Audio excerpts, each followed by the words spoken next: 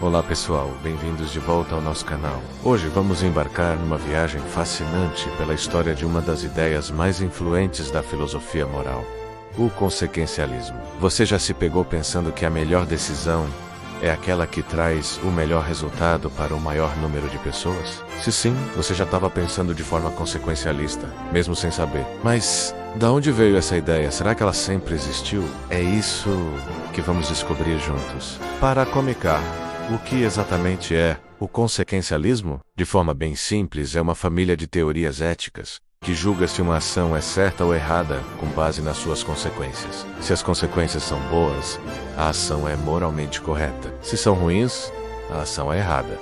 Parece intuitivo, não é? Mas essa simplicidade esconde uma história rica e complexa, cheia de debates e reviravoltas. Muitos associam o consequencialismo diretamente ao utilitarismo, que surgiu ali no século XVIII, com pensadores como Jeremy Bentham e John Stuart Mill.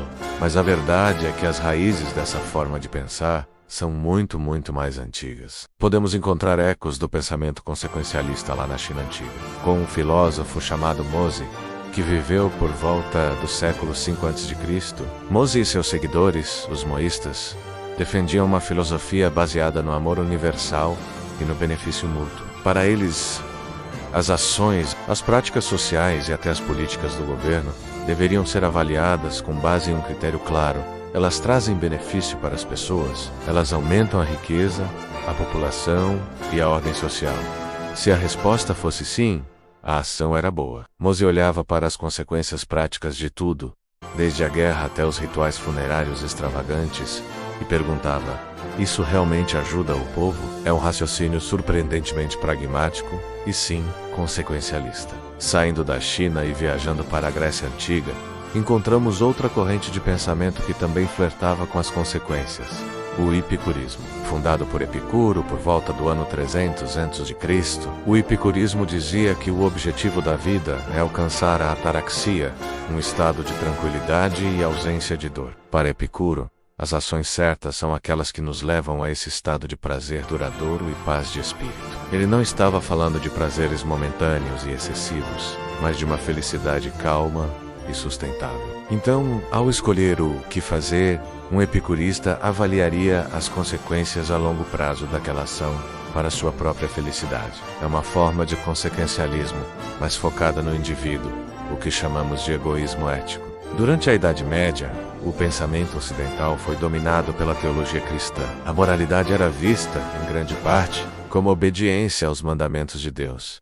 A ideia de julgar uma ação puramente por suas consequências ficava em segundo plano, ofuscada pela ética do dever divino e das virtudes cristãs. No entanto, mesmo nesse período, alguns teólogos, como Tomás de Aquino, argumentavam que a lei de Deus, em última análise, visa o bem-estar humano, o bem comum. Então, de certa forma, as consequências ainda importavam, mesmo que filtradas pela vontade divina. O verdadeiro ponto de virada para o consequencialismo, como o conhecemos hoje, veio com o Iluminismo. Nos séculos 17 e 18, foi uma era de razão, ciência e questionamento das autoridades tradicionais, incluindo a religião. Filósofos começaram a buscar uma base para a moralidade que não dependesse da fé, mas da razão humana e da observação do mundo. E o que é mais observável do que as consequências das nossas ações? É nesse caldeirão de ideias que surge Jeremy Bentham, o grande pai do utilitarismo clássico.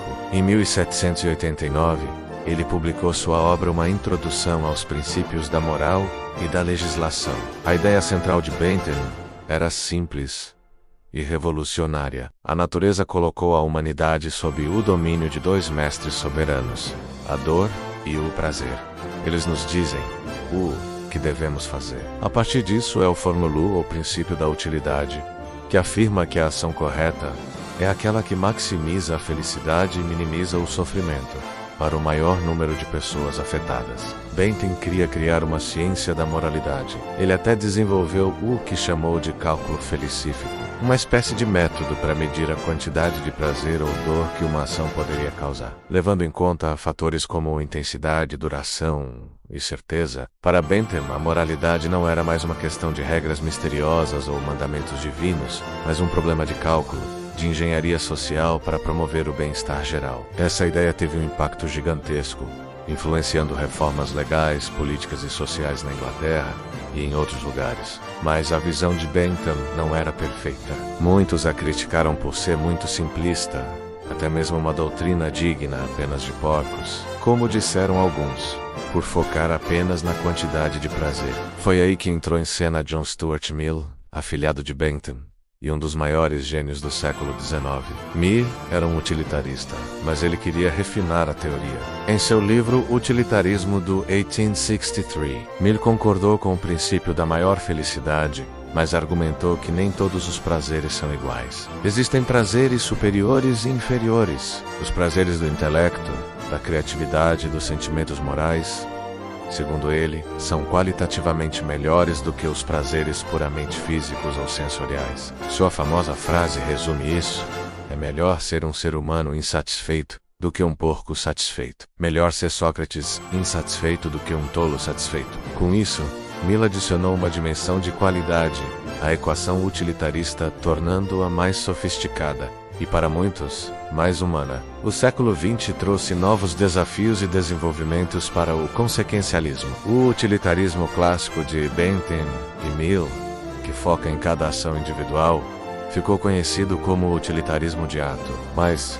surgiu uma alternativa importante: o utilitarismo de regra. Em vez de perguntar qual ação maximizará a felicidade neste caso específico, o utilitarista de regra pergunta: qual regra a ser seguida por todos produziria as melhores consequências gerais? Por exemplo, a regra não minta geralmente produz mais felicidade do que a regra minta sempre que for conveniente. Portanto, devemos seguir essa regra, mesmo que em um caso isolado, mentir pareça trazer um resultado melhor. Essa abordagem tenta conciliar o consequencialismo com a nossa intuição de que certas regras morais são importantes. Além disso, o debate se expandiu para além do prazer e da felicidade. Alguns filósofos, como o economista Amartya Sen, propuseram que o objetivo não deveria ser maximizar um estado mental, como a felicidade, mas sim as capacidades das pessoas, suas liberdades e oportunidades reais de viver a vida que elas valorizam. Outros, conhecidos como consequencialistas de preferência,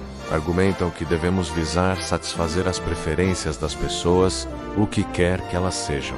E claro, o consequencialismo não passou ileso por críticas. A principal objeção vem da ética deontológica. Associada a Immanuel Kant, para os deontologistas, certas ações são intrinsecamente erradas, independentemente de suas consequências.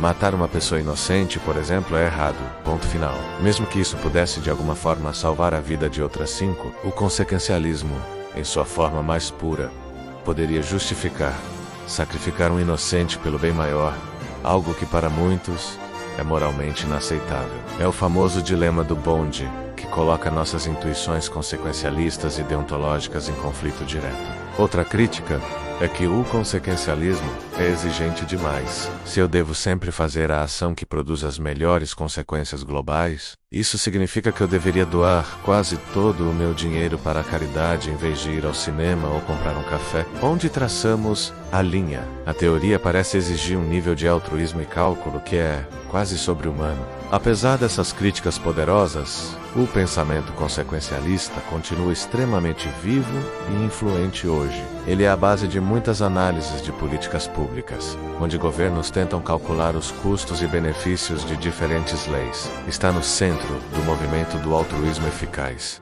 que usa dados e evidências para descobrir as melhores maneiras de ajudar os outros. E, quer percebamos ou não, ele molda muitas das nossas decisões morais cotidianas. Então, da China antiga de Mose, passando pela Grécia de Epicuro, pela Revolução de Bentham e Mill, até os debates complexos de hoje, a ideia de julgar o certo e o errado pelas suas consequências provou ser uma das forças mais duradouras e provocativas na história do pensamento humano. Ela nos força a olhar para o futuro, a assumir a responsabilidade pelos resultados de nossas escolhas e a perguntar constantemente: como podemos criar um mundo melhor? E essa é a jornada histórica do consequencialismo. Uma ideia que, apesar de simples na superfície, nos revela uma busca milenar pela melhor forma de viver juntos. O que você acha? As consequências são tudo o que importa? Ou existem regras morais que nunca devem ser quebradas? Deixe sua opinião aqui nos comentários. Vamos adorar saber o que você pensa. Espero que tenham gostado dessa viagem filosófica. Se você aprendeu algo novo, não se esqueça de deixar o seu like, compartilhar este vídeo com seus amigos e se inscrever no canal para mais conteúdos como este. Muito obrigado por assistir e até a próxima.